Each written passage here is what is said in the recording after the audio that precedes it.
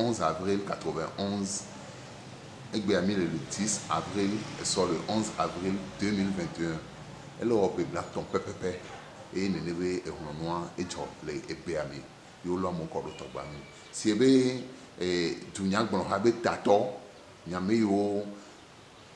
ça dit, mille du Nyak bon be nyon, mais les joueurs, mais que boy nous, jouari. On le bec leur pu black ton allé, c'est un américain ou un tour le don, kudo dit.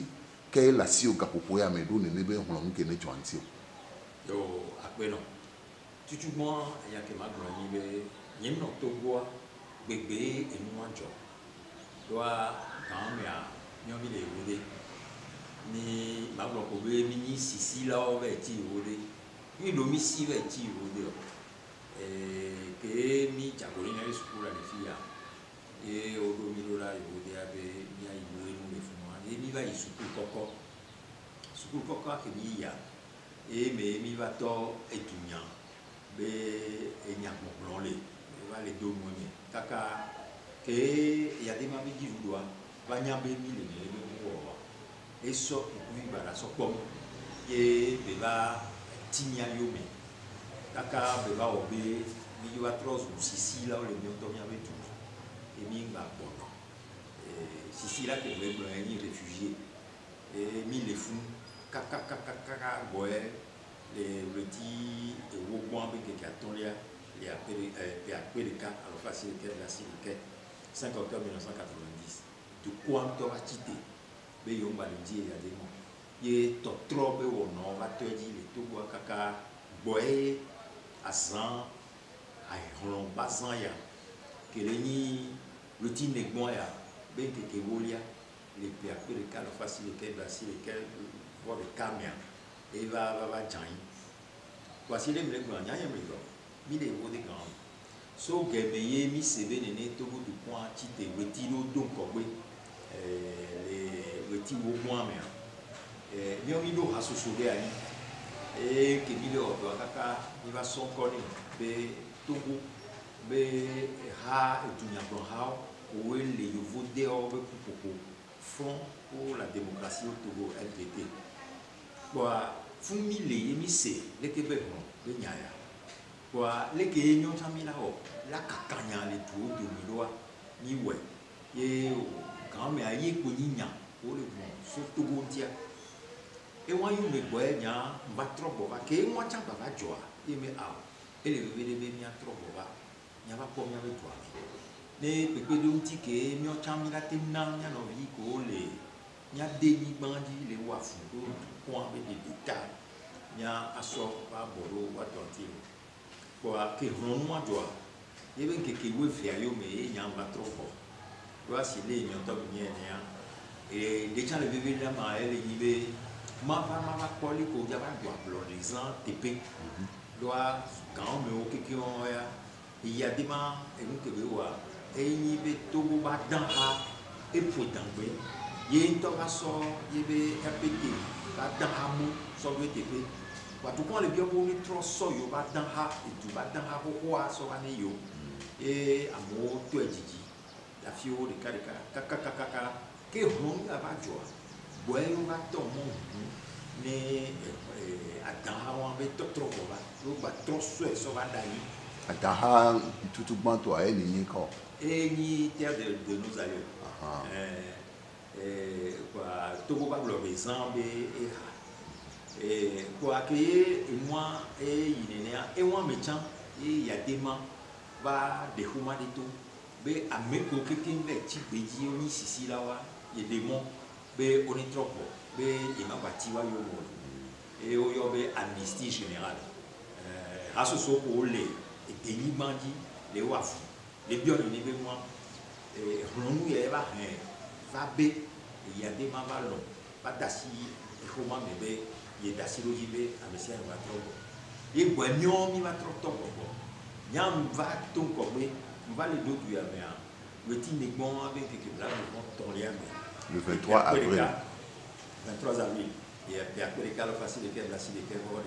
1991. Et quelques jours, il est à vivre. Il y a autorisé ça pour aller à la tombe. Et puis à midi, si bien on est ensemble. Et puis non, à Blotia. Mi kui mi no abloti voa eya va dzo la blotia va gbɔ va kpɔtɔ le Côte d'Ivoire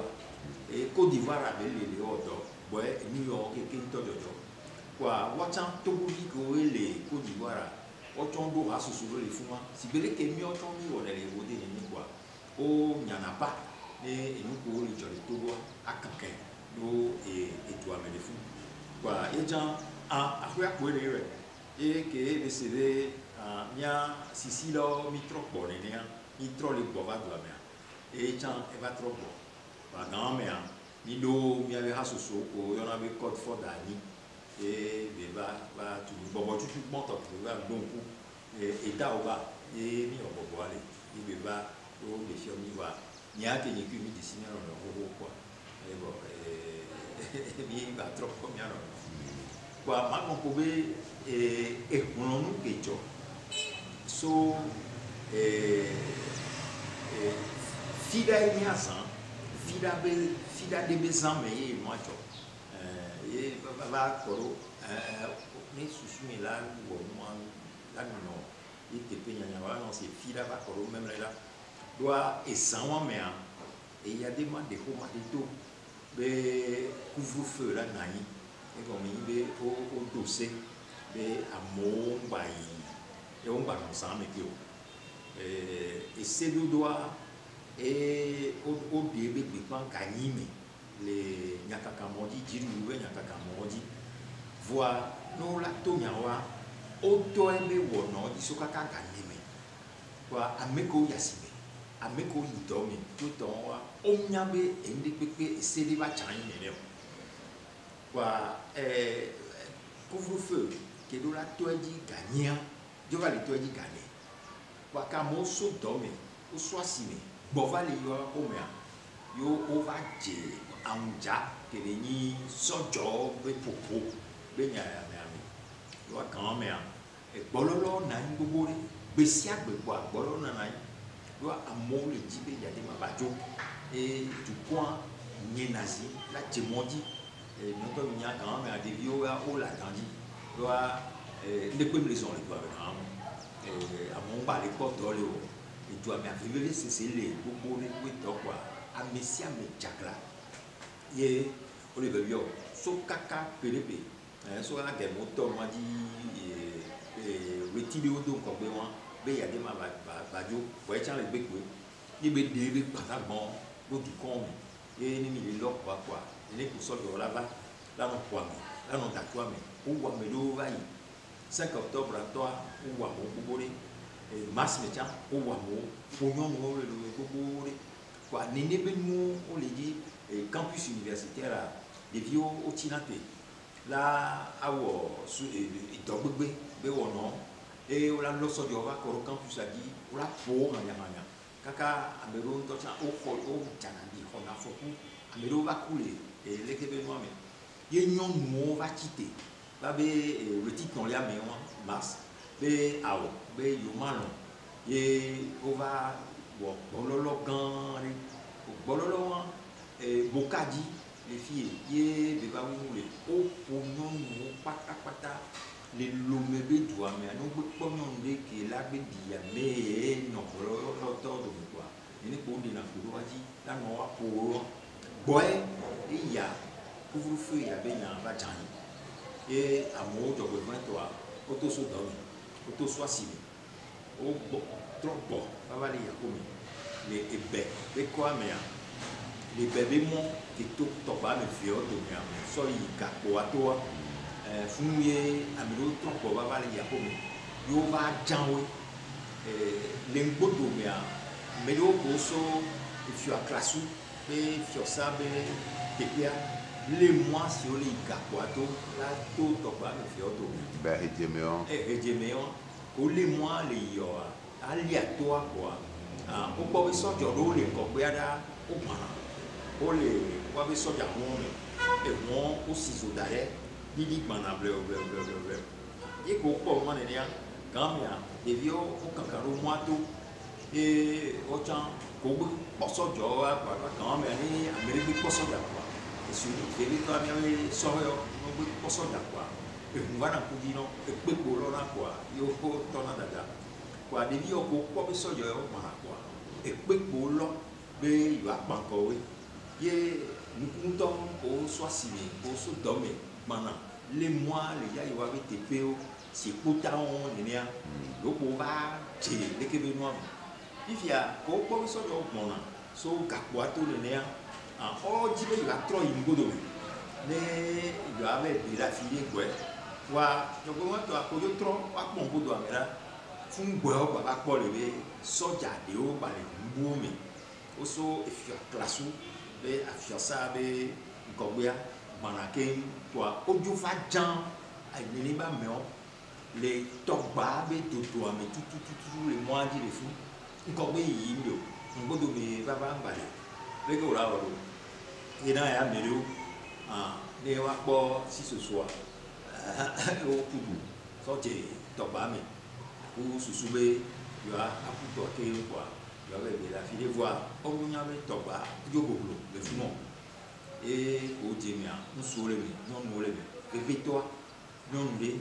fous les si, et va pas filer au bout et toi, mais et Dieu n'a si pour quoi, et toi, et les lignons aussi.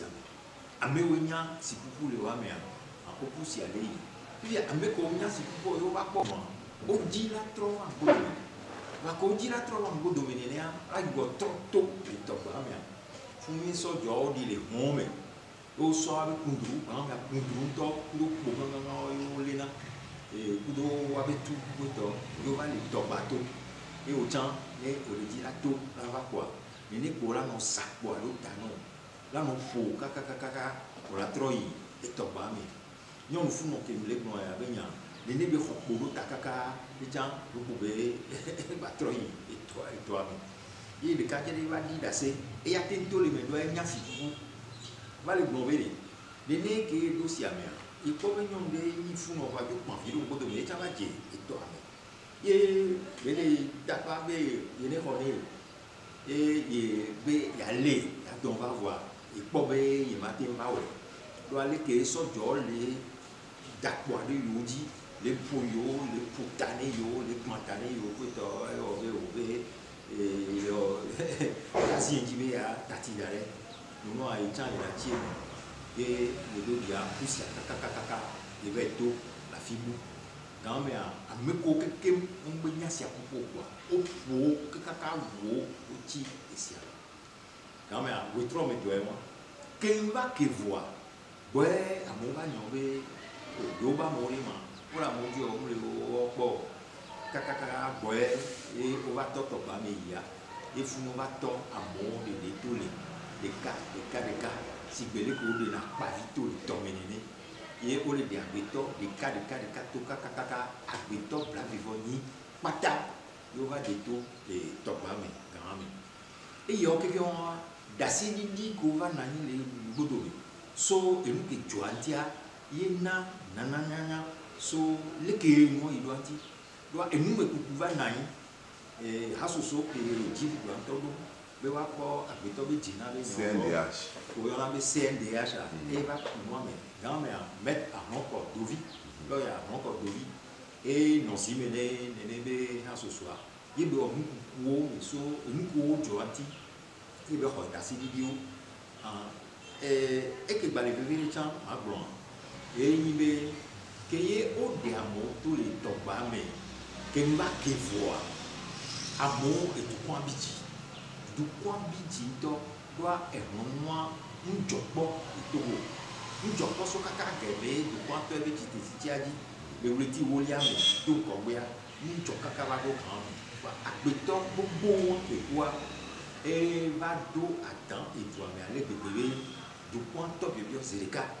Mais il y a des membres de la cité et quel job à mauvais dit parce que 404 de l'autre ça va you l'ont mais pour les to bon mais quelque socorro mais et du coin la tandi les dia il y a des ma avoir les béadis des nénés pour les hayadio so to bato kaka yuvedo americato be DTP no pea les Olympio ba hulagbo les asigame Atipodi les atipodi basia ahadame do be yu aso eso e fio game a o amiko keke le otite titi wona yo ya America be DTP no pea di bodo na ku doa o le woyoyo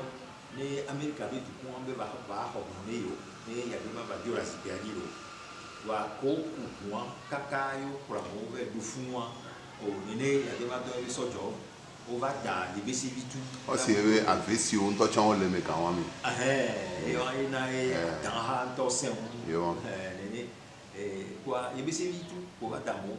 ba to ko na mo nyamo keke kaka so so wa doan to keke tite nyezi be a be fifia su ne ya de ma juko be ajolo Quando che vuoi giocare come io mi ba jo wa kobe subo le nibe ke ye enu ajo le ti wo ya me ha so so le la ton ku me ra ba nai ni ha so so le ro kwesi ke Hong Kong be ne du point be titi be wo no keke o yo be fond des associations pour le renouveau o yo to proposer le di ku ya de ma grand me ke no be to di quoi ma propose les petits ou des cas mais petit doué camion et la l'eau petit ou des cas un seul ou via yo to proposer dit fais toi gameyer et sous coco de bio université bio va to va tout cas dit les petits félia so le petit tonlia mais fungé associé à to aliquer les babé il est fort et nous propose pour il y a des marques encore mais quand non encore non fais toi Joseph segnala Joseph Kofigo kudo segnala boyo kwa no tano kwa enekpe kele joka o me a wo boe du point pona wo boe du point yona do wa ni tato ni hasuso keze linkogbe ni mo keke tu ya ka moko ameko o de topa me so yi America be di depe no pe ayo kaka o ya amo o nyasine Kofigo kudo aboibo bio se vede nene enuke jo won be fifia ya de ma yo ba le jo e radio la sikadi ye amisia me po chan ganya o bele ke mo le doa enuke ron gan pe jo won ba je be ya de ma ana sikadi e dia jo ko be radio ye Radio France Internationale RFI be nya kaka do to o ba me dondoro le doa yo va bio Kofigo ku aboibo se grand bele anene du point les plans abi ya ke ma ba jo ali le ke bele le bodo ma o la non ko pe ni du point be bio won ni ba po e me ba ma o be a o gbere be ba o be ya de ma su bejo be ni joa be etu ala ti mvo be yo to ko se le jikui be popo si ala ko ewu nenu ba yo ko na ta ni de pepe yin quand même pas soulever à des membres mais il y a une dasi il y a des membres jojo bibio oh le on quoi il a trouvé un beau domaine il a tombé sokaka grand mais il togo be avuya et to beble wa doa ke wa ya beble quoi kokia ko va passer do ke wa ya nene ko ni du quantité be ya nya ya des membres aluvia ke va ko te pia jo quoi nene dunya blo habe ko gbe no to owe fona ko gbe ni mo ke wa o gbe na la ke mo ni le ke be biol la be le ke o la be o eseji ko yo la son akopo yo la da ko to wa appartient wa fi ko fi le conférence nationale ni wa mi wo kaka wa ni ko ta ni e ya de ma ko be e la gba no asipiaji mi o grève générale de le ti adengwa me les paiements mais que puis après les cas facile les cas facile les paiements chamé et il y a des masses là jo kekem là va to bois kekem torté sur le mais kaka avec colo 5 cassé des pinton bazon au jamon kekem copé sian copé mais au bloqué mon kekem des pinton balaiso mbalo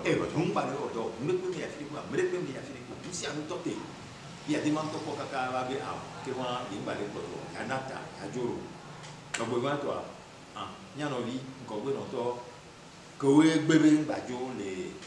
be amewu be nya ya me o ke baba ko be ya o be gbajo be ya o ko se kri ni bana yi be ni be o ba yi be o ko se le le ti atteindre ya be dike wo be gbangbo be ya o ba di accord et tout o be accord du 12 juin o bo so conférence nationale so nami amo ni de tout le comme on a ko bu apoti jolo be yo di lo ba mi ke du coin de bio quand mais on du coin de bio be ya de ma bajo et ya de ma lombe ya jo voir beaucoup de François Mitterrand qui ni France be du pour là quand même o le o proposer doit et ya de ma be de ya la jo na be chi ko de France il a jo kudo ye be ha do alors fama ton et Mitterrand be ao bo su bo be ne didi non ba di koto kwa mais moi be didi koto be ko se di ole e mi ano yi opposition ba yi ko ya de ma to no be ngba jo be yo la ko no ni o so mi so ko ni wo on to we ko ya on to we ko ni ke mi se do ni nyam be ke mi be to ito gbegbe be on a dit grève générale a dit quand même grève générale illimitée jusqu'à la démission de Yadema Nene nana to du point bon et du point ta ouais y un petit corps c'est les mi blanc c'est une de pento et une de maison quoi ah donc on y a pas hasu sur le carrière et ni ka ba de ko mari to be a be grève générale que libya mi do mi bi so le bio il y a des membres jojo la zipedio be do mi so le bio conférence nationale quoi mi nu anti bio to gbegbe on a yo quoi et fún wa chan e ma ba ble et puis avec kawe ko le bio conférence nationale souveraine be suwa siale mais ko ite no e me yo organiser le conférence nationale souveraine oh o ke boy wa be a pe black ton e ba ya lo ke wona yo ke le jua non to bi la po be e le ke to wa le do e bia ne do e moto grand mais là non le bia ava ni ke na yo mo moto e nu ke na non tro e ni be ko gbe no to do le ali on le dit il y a des mabajo o ya un des cas que on le dit à Kwenibé il y a des mabana si piadi yo ama ji lu akui ne yo jan yo apo yo be gomi yo apo mi le abi Kwenyi nya lo ami se grand me il y a des mapoté agbanto dare be ya jo kan boy amelo va famille conférence nationale souveraine o be donc on bene wa mu jo gbogbo re